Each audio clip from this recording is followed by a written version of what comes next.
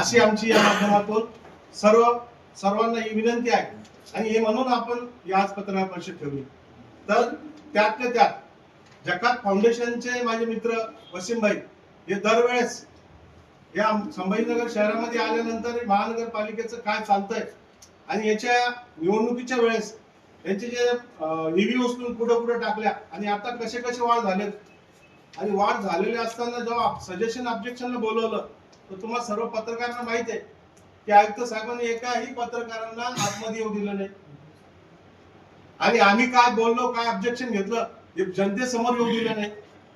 मग तुम्ही एकीकडे सांगता की सगळं काचेसारखं काम चालू आहे आणि त्यांच्या भागाचे जे करायचे होते हिंदू बहुल भाग, भाजप बहुल भाग जे करायचे होते त्यांनी केले आणि दलित आणि मुस्लिम एका बाजूला फेकले. आणि मग त्याच्यामध्ये आता 22 वार्ड एका ठिकाणी राखीव आहे.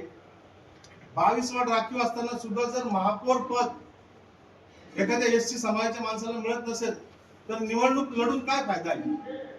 तर आम्ही याच्यामध्ये सुद्धा आता कोर्टामध्ये जाणार आहे की एसटी साठी का बरं नाही राखीव आजपर्यंत.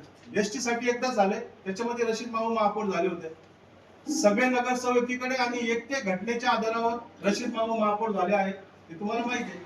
त्याचप्रमाणे एसटी साठी सुद्धा या संभाजीनगर महानगरपालिकेमध्ये एवढी मोठी जनसंख्या आहे तरी सुद्धा एसटी साठी राखीव होत नाही. तर हे राखीव 5-5 वर्षांना होता तर हे कधी होईल. म्हणून आम्ही जनतेच्या कोर्टामध्ये आज आवाज दिलेला आहे. अच्छा, अगर मान लो कोई तकनीकी प्रॉब्लम